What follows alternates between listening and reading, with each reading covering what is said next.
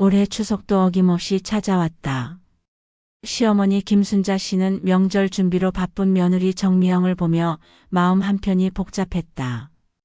결혼한 지 5년이 지났지만 여전히 며느리와의 관계는 한겨울 같았다.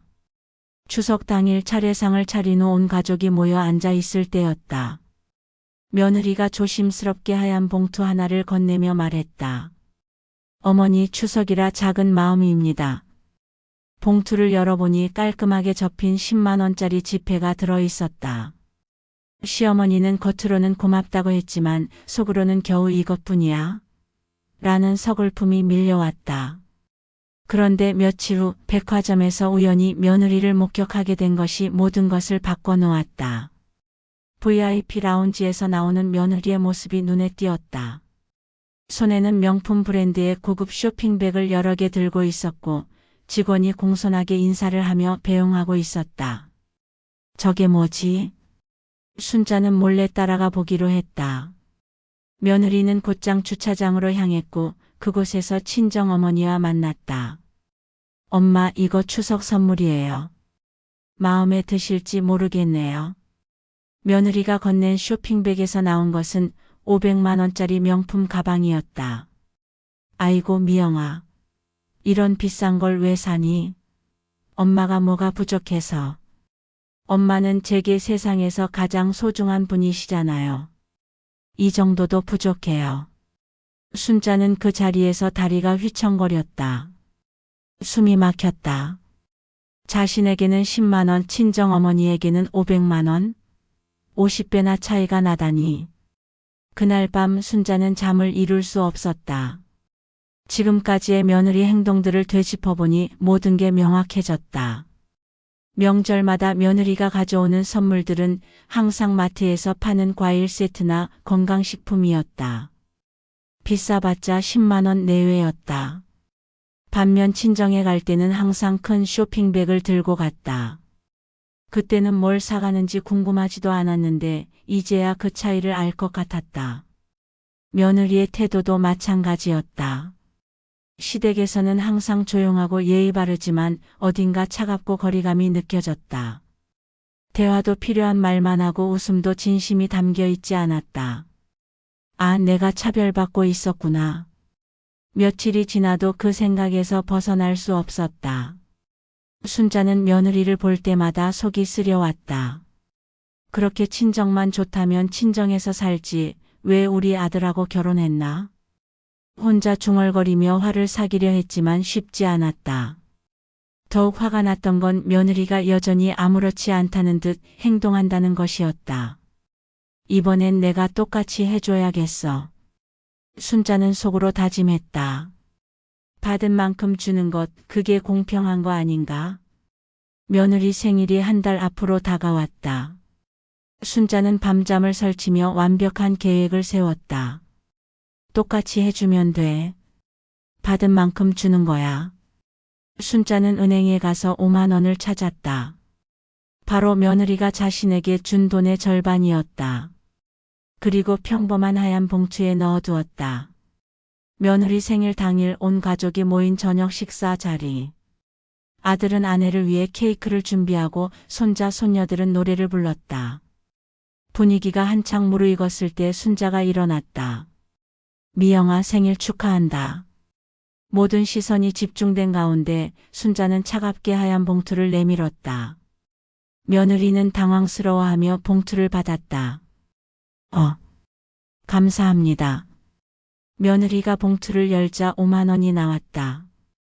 식탁의 분위기가 순식간에 얼어붙었다. 아들의 표정이 굳어졌고 아이들도 어른들의 기묘한 분위기를 감지했다.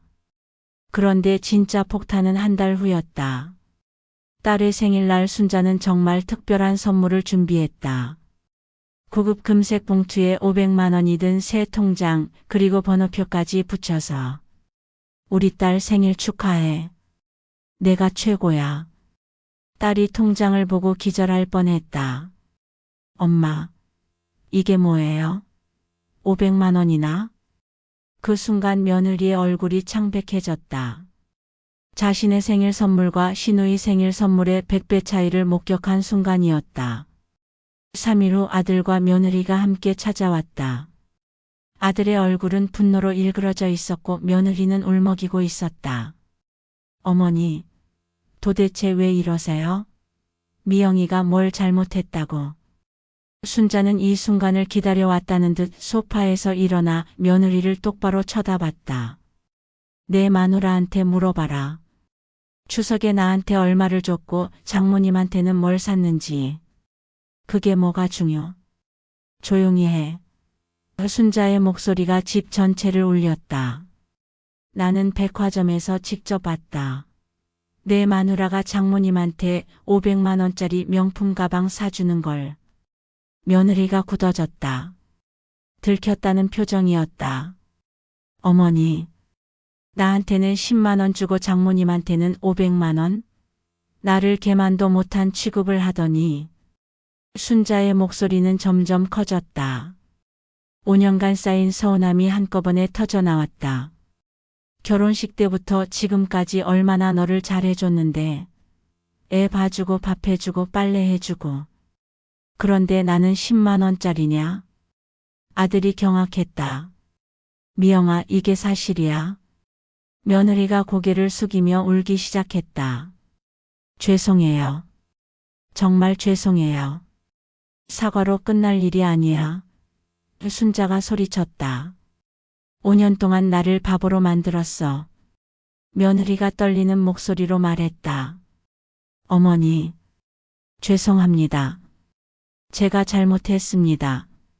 뭘 잘못했는지나 알고 사과해라. 제가 친정과 시댁을 차별 대우했습니다. 마음도 선물도 모든 면에서 공평하지 못했습니다. 순자는 며느리의 고개 숙인 모습을 보며 마음이 조금 누그러졌지만 아직 할 말이 남아 있었다. 내가 친정 부모를 사랑하는 건 당연해. 하지만 그렇다고 해서 시댁 부모를 함부로 대해도 된다는 뜻은 아니야. 우리도 내 부모님만큼이나 소중한 사람들이야. 그날 밤 며느리는 혼자 남편의 어린 시절 방에 앉아 있었다. 눈물이 마르지 않았다. 남편은 거실에서 어머니와 긴 대화를 나누고 있었다.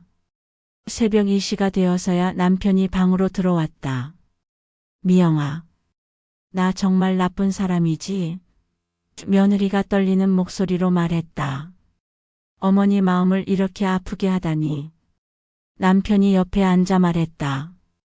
엄마가 5년 동안 정말 많이 서운하셨대. 너를 친딸처럼 생각하려고 노력하셨는데 너는 계속 벽을 쌓고 있었다고. 며느리는 더욱 울었다. 그제서야 깨달았다. 시어머니가 보여준 모든 배려와 관심을 자신은 당연한 것으로 여겼다는 것을. 나 어떻게 하지? 어머니가 날 용서하실까? 다음 날 아침 일찍 며느리는 시어머니 앞에 무릎을 꿇었다. 어머니, 저 정말 죄송합니다. 이제서야 제가 얼마나 큰 실수를 했는지 깨달았어요. 순자는 며느리의 진심을 느꼈지만 쉽게 마음을 열 수 없었다. 말로만 하면 뭐해? 행동으로 보여줘. 그 이후 며느리의 삶이 완전히 바뀌었다.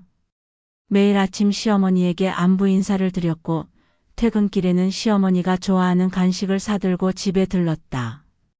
주말마다 시어머니와 함께 시장을 보러 다녔고 시어머니의 친구들 모임에도 함께 참석했다. 처음에는 어색했지만 점점 진짜 모녀처럼 가까워졌다. 가장 큰 변화는 명절이었다. 다음 추석에 며느리는 두 어머니에게 똑같은 300만 원짜리 건강기구를 선물했다. 그리고 각각 손편지를 썼다. 시어머니에게 쓴 편지에는 이런 구절이 있었다. 어머니, 5년 동안 저를 친딸처럼 사랑해 주셨는데 저는 그 마음을 몰라봤습니다. 이제부터는 정말 친딸이 되겠습니다. 순자는 편지를 읽으며 눈물을 흘렸다. 그리고 며느리를 꼭 안아주었다. 미영아, 이제 정말 우리 딸이네. 순자는 며느리가 건넨 편지를 읽으며 눈물이 났다. 정말 진심 어린 마음이 담겨 있었다. 결국 관계는 돈으로 사는 게 아니구나. 그동안 선물의 금액에만 신경 쓰며 서로 상처를 주고받았지만 정작 중요한 건 진심이었다는 것을 깨달았다. 지금은 며느리와 일주일에 2~3번씩 통화를 나눈다. 서로의 일상을 공유하고 아이들 교육 문제도 함께 고민한다. 금액으로 따질 수 없는 소중한 관계를 만들어가고 있다. 가끔 처음 며느리에게 5만 원만 준 그날을 떠올리며 씁쓸하지만 그 일이 있었기에 지금의 관계가 가능했다고 생각한다. 진짜 효심은 비싼 선물이 아니라 꾸준한 관심과 사랑에서 나오는 것이니까. 이명자는 거실에 앉아 달력을 바라보며 미소를 지었다. 2번째 이야기. 내일이면 두 아들 가족이 모두 시골집으로 내려온다. 벌써 일주일 전부터 준비를 시작했다. 여보, 손자들 좋아하는 잡채 더 만들까? 남편 박종수는 마당에서 풀을 뽑고 있었다. 그냥 적당히 해. 아이들이 그렇게 많이 먹지도 않는데. 그래도 오랜만에 오는데. 명자는 새벽 5시부터 일어나 집안 대청소를 했다. 곰팡이 냄새가 날까봐 이불을 모두 털어서 볕에 말렸고 아이들이 좋아할 만한 간식들을 가득 사왔다. 큰아들 가족은 매년 2-3번씩 내려와서 가족의 정을 나눴지만 작은아들 가족은 결혼한 지 8년 만에 처음 내려오는 거였다. 이번엔 둘째 며느리도 마음을 열어주겠지. 명자는 특히 8살 손녀와 5살 손자를 위해 아이들이 좋아하는 닭강정, 떡볶이, 과일까지 정성껏 준비했다. 다음 날 오후 3시 두 가족이 각각 차를 타고 도착했다. 큰아들은 차에서 내리자마자 어머니 하며 달려와 안아주었다. 큰며느리도 어머니 오랜만이에요. 건강하세요? 하며 따뜻하게 인사했다. 반면 작은아들은 차에서 짐을 꺼내는데 바빴고 작은 며느리는 집 입구에서 인상을 찌푸리고 있었다. 여기 정말 습하네요.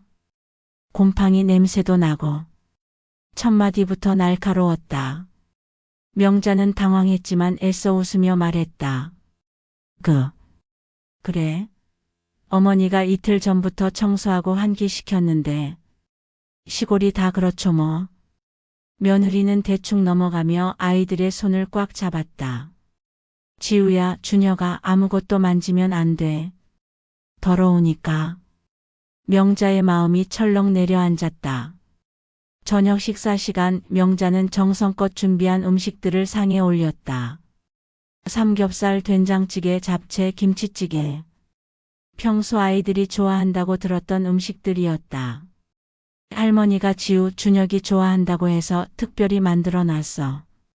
하지만 둘째 며느리는 차갑게 말했다. 지우는 알레르기가 있어서 이런 음식 못 먹어요. 준혁이도 아토피 때문에 자극적인 음식 안 돼요. 아, 그럼 뭘 먹이지? 집에서 가져온 유기농 도시락 있어요. 며느리는 아이들에게 미리 준비해온 도시락을 꺼내 주었다. 명자가 정성껏 준비한 음식은 고스란히 남았다. 더 충격적인 건 그 다음이었다. 며느리가 젓가락을 보더니 얼굴을 찡그렸다. 이 젓가락 제대로 소독된 거예요? 요즘 위생에 신경 써야 하는데. 명자는 할 말을 잃었다. 밤이 되자 상황은 더 악화됐다. 며느리는 아이들과 함께 잘 방을 보더니 또다시 불평을 시작했다. 이불에서 냄새 나요. 진드기도 있을 것 같고. 지우가 천식이 있어서 안 되는데요. 새로 빨아서 볕에 말린 건데. 시골 이불은 다 그래요. 아이들은 차에서 자는 게 낫겠어요. 명자는 그날 밤 한숨도 잘 수 없었다.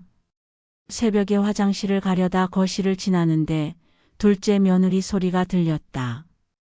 여보, 정말 못 살겠어. 여긴 진짜 비위생적이야. 아이들 건강에 안 좋을 것 같아. 내일 당장 올라가자. 명자는 그 자리에서 주저앉고 싶었다.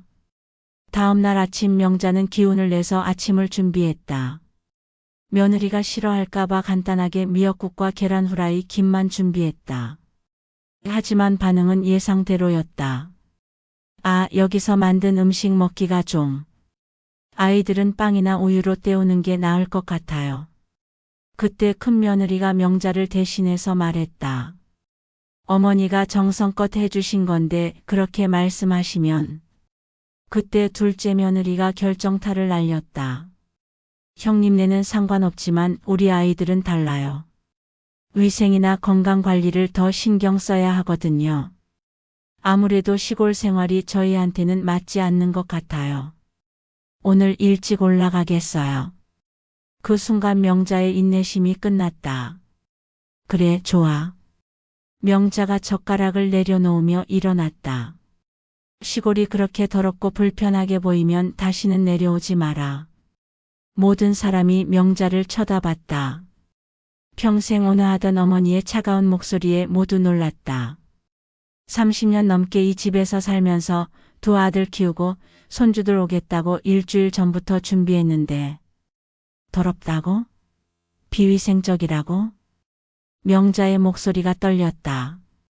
둘째야, 너는 내 집이 더럽게 보이고 내 음식이 더럽게 보이고 내가 준비한 모든 게 마음에 안 드는 거구나. 어머니 그런 뜻이 아니라. 아니야, 내 마음 다 알아. 시골 시어머니는 무시해도 되는 거지. 명자는 남편을 돌아봤다.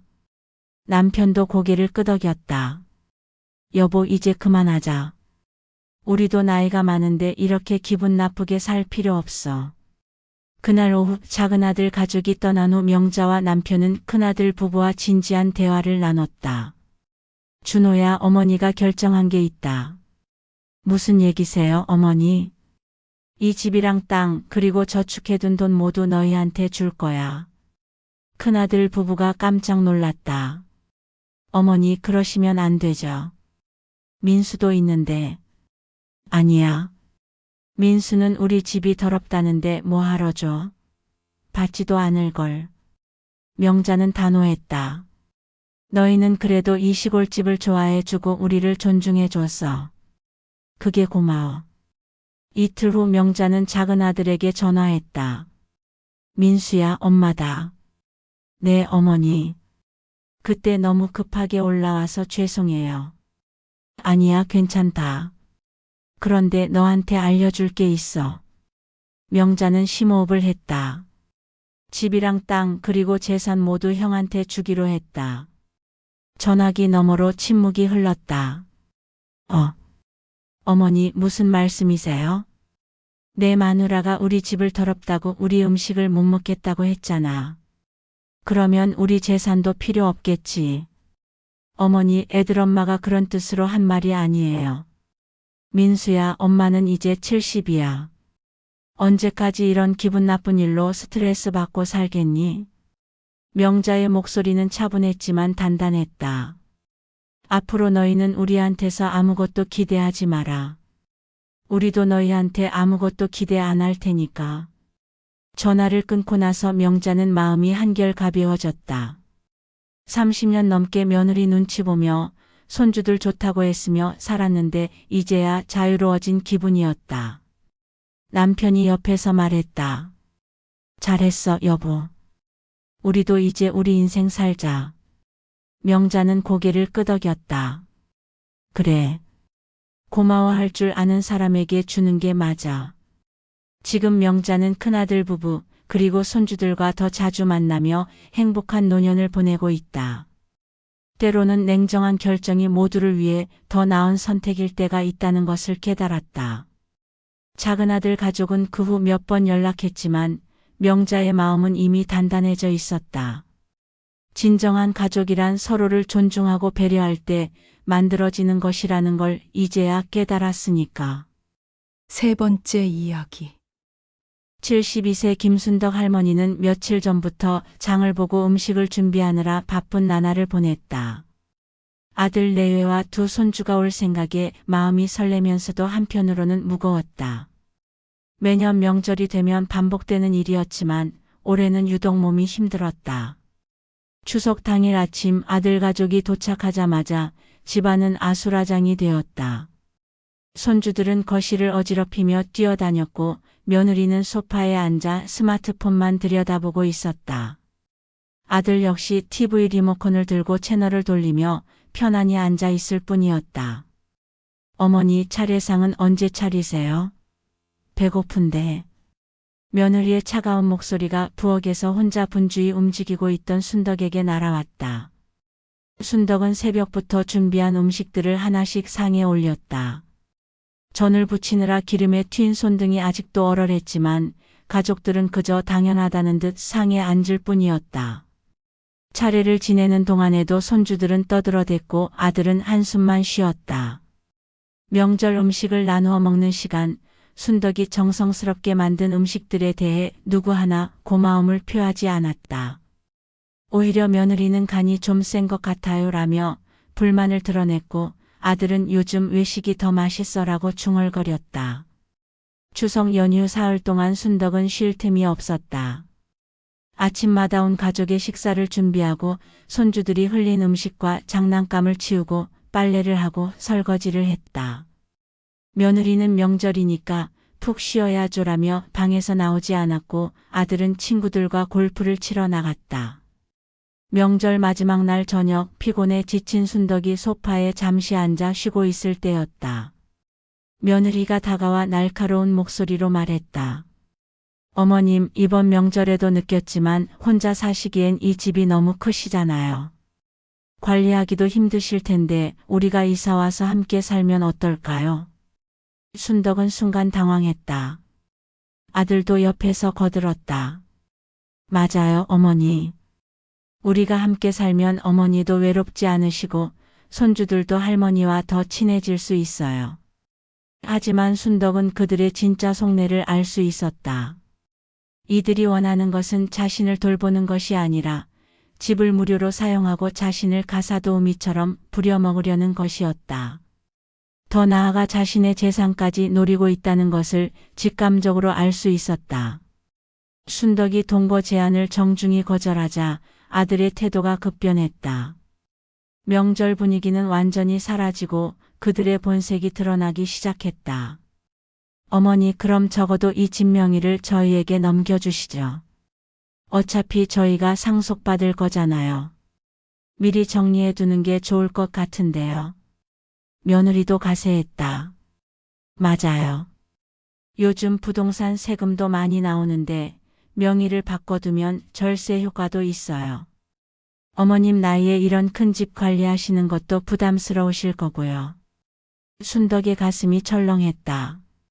이들은 명절을 핑계로 찾아와 자신의 재산을 가로채려 하고 있었던 것이다. 평생 모은 재산을 남편과 함께 일구어낸 집을 그저 쉽게 넘기라는 것이었다. 안 된다. 이 집은 죽을 때까지 내 집이다. 순덕의 단호한 거절에 아들과 며느리의 얼굴이 일그러졌다. 명절 연휴가 끝나갈 무렵 갈등은 절정에 달했다. 며느리는 더 이상 체면을 차리지 않았다.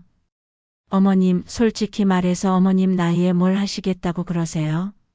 이미 노만기도 있으시면서. 우리가 이 집을 물려받는 건 당연한 거 아닌가요? 노망이라고? 순덕의 목소리가 떨렸다. 명절 내내 참아온 분노가 터져 나왔다. 나는 노망난 게 아니야. 너희들이 하는 짓을 다 보고 있어. 명절이라고 찾아와서는 나를 밥해주는 기계 정도로만 생각하고 이제는 내 재산까지 빼앗으려고 하는구나. 아들이 말렸지만 순덕의 분노는 멈추지 않았다. 너희는 진짜 가족이 아니야. 명절에 온 것도 나를 보러 온 게 아니라 공짜 숙식과 재산을 노린 거잖아. 며칠 후 아들이 홀로 찾아왔다. 눈물을 글썽이며 무릎을 꿇었다. 어머니, 죄송해요. 제가 잘못했어요. 용서해 주세요. 그러나 순덕은 더 이상 속지 않았다. 아들의 눈물이 진심에서 나온 것이 아님을 알 수 있었다. 여전히 그의 눈에는 재산에 대한 욕심이 어려 있었다. 너는 정말 내 아들이 아니구나. 나는 이제 누구의 어머니도 아니야. 순덕은 차분하지만 단호하게 말했다. 다시는 이 집에 오지 마라. 아들과의 인연을 끊은 후 순덕은 처음으로 온전히 자신만을 위한 삶을 시작했다. 명절이 주는 허상에서 벗어나 자신만의 일상을 만들어갔다. 더 이상 명절이 두렵지 않았다. 혼자서도 충분히 행복할 수 있다는 것을 깨달았다. 좋아하는 드라마를 보며 이웃과 차 한 잔을 나누는 소소한 일상이 진짜 행복이었다. 순덕은 창밖을 바라보며 미소 지었다. 이제 정말로 자유였다. 누군가의 어머니, 며느리, 할머니가 아닌 김순덕 그 자체로 살아갈 수 있게 된 것이다.